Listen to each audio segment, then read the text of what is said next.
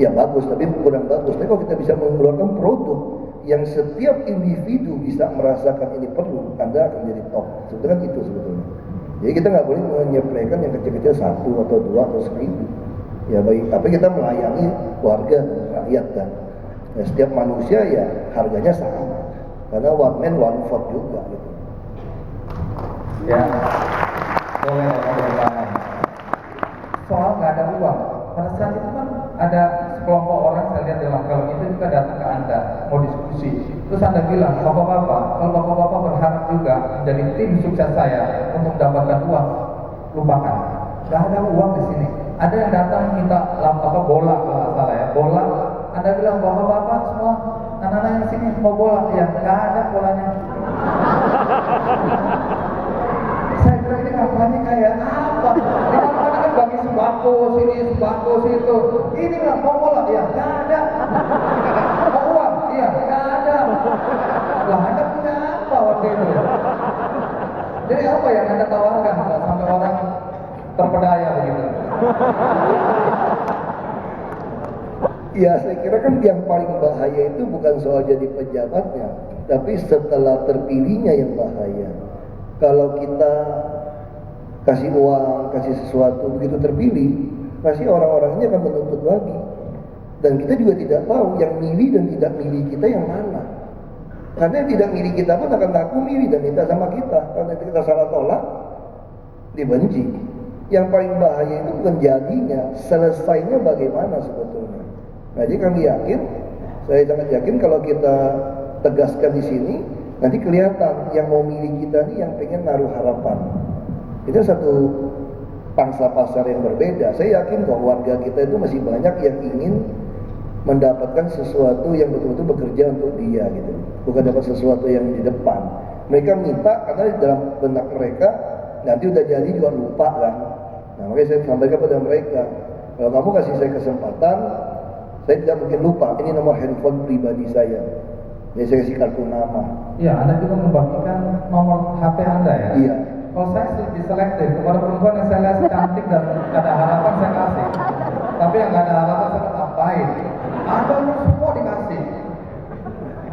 Jadi kan dengan kasih seperti itu kita jadi tahu kan harapan masyarakat apa, keluhan, permintaan mereka apa. Jadi kita tahu. Jadi kalau minta pulsa 5.000 tolak saja. Nah, ya. Karena begitu kita jadi pejabat, kalau ada yang minta SMS saya, minta pulsa, bilang pendukung saya sudah tahu dia pasti bukan pemilih saya. Karena yang mau dia minta-minta ini udah saya usir waktu kampanye kan. Nggak mungkin minta lagi. Tapi toh Anda akhirnya menang ya. Itu apa penyebabnya kira-kira? Artinya masih banyak juga warga pemilih itu yang suka, yang waras juga gitu kan, nggak minta. Ya, mungkin karena ini banyak anak muda di sini yang mungkin tidak ikuti betul perjalanan Anda dari waktu ke waktu. Anda dulu kan pengusaha.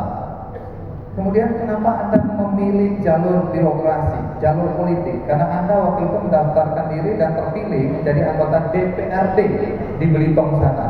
Apa yang membuat Anda memutuskan, ya inilah jalan hidup saya? Ya, sebetulnya ini ada setengahnya frustrasi sebetulnya.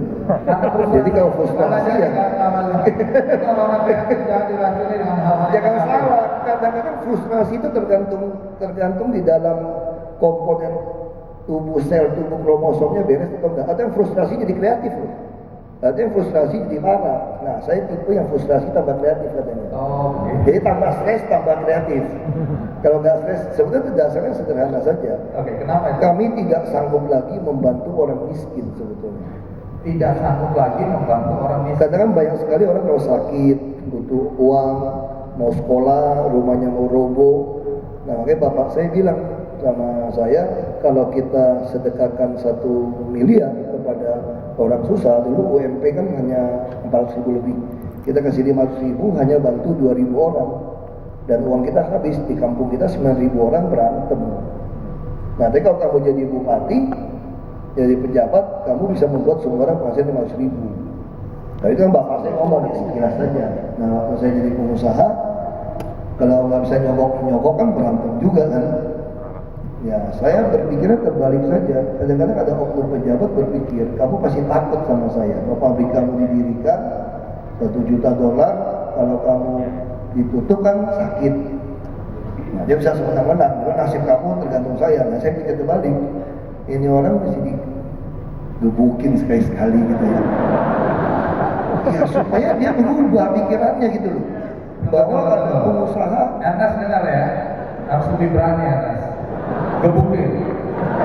Ini gerakan bawah tanah harus transparan.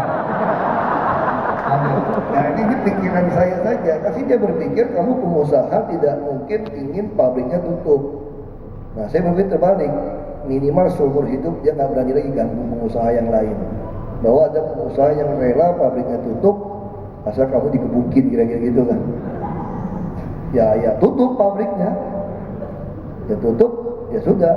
Saya juga nggak bisa nolong orang miskin. Nah saya ingat pepatah kuno bapak saya. Orang miskin tidak bisa lawan orang kaya tidak bisa nantang pejabat. Jadi kalau mau nantang pejabat, ya jadi pejabat. Saya nolong miskin nggak bisa. Ya saya hidup sih masih oke, tapi saya nggak bisa bantu orang. Mau minta pejabat bantuin, nggak bisa juga. Tapi saya masih jalan tengah awalnya. Tahun 99 itu, sebetulnya saya masih bantu teman-teman yang mau masuk ke politik. Supaya DPRD-nya baik, lalu dia bisa membuat jaminan sosial. Terutama pendidikan, kesehatan, perumahan. Pikiran saya sederhana aja. Ternyata begitu teman-teman yang naik, lupa daratan. Hanya bagi-bagi proyek. Makanya saya berpikir kalau gitu 2004 saya sendiri saja jadi DPRD-nya. Kalau kita menang partainya, maka kita akan pilih camat yang saya kenal baik, yang jujur untuk jadi bupati, membuat jaminan sosial ini. Sehingga orang-orang itu tidak datang ke rumah saya minta duit, kira-kira gitu aja. Jadi niatnya begitu. Oke, jadi kita awal mula Anda terjun di DPRD ya, dari anggota DPRD. Tunggu dulu, ada filosofi ikan salmon yang saya dengar yang suka Anda jadikan pedoman hidup Anda. Apa hubungannya ikan salmon sama Anda? Ya ini kan salmon kan kita tahu kan kalau lagi bokeh mau makan di Jepang kan susah juga kan makanan Jepang. Salmon yang enak kira-kira gitu ya. Dulu taunya begitu. Saya pernah baca katanya kalau ikan yang ikut arus itu ikan mati sebetulnya. Coba diulang. Ikan yang ikut arus sungai itu ikan mati. Kalau ikan yang hidup pasti ada melawan arus. Nah, kalau salmon loncatin arus kan sampai balik ke gunung untuk memberikan turunan. Jadi ada regenerasi. Jadi orang itu kalau hebat, kalau tidak bisa diikutin orang ya nggak hebat. Mesti ada lahir lagi orang-orang baru kan. Nah saya pikir ya salmon ini filosofinya keren ini. Ya udah kayak salmon itu. Orang-orang itu adalah orang-orang yang salmonis tadi ya. Sebutin apa sih? Ya pokoknya orang-orang yang bagaikan salmon, menentang arus ya. Melawan arus bahkan bisa sampai 1.400 km. Dia dari laut menuju ke atas gunung, naik lebih tinggi dan kemudian beranak, bertelur ya. Bertelur, beranak. Waktu itu saya nggak masuk kemudian mungkin Muhammad ya. Bertelur, begitu menetas dia mati. Bukan berarti Anda kerja harus mati sekarang ini ya. Orang pasti mati. Akhirnya mati juga, tapi memberikan makna dalam kehidupan dia. Tapi tunggu dulu, sebelum saya lanjutkan, kenapa Anda tadi cari Raditya Dika? Saya terakhir ini sering nonton itu malam minggu.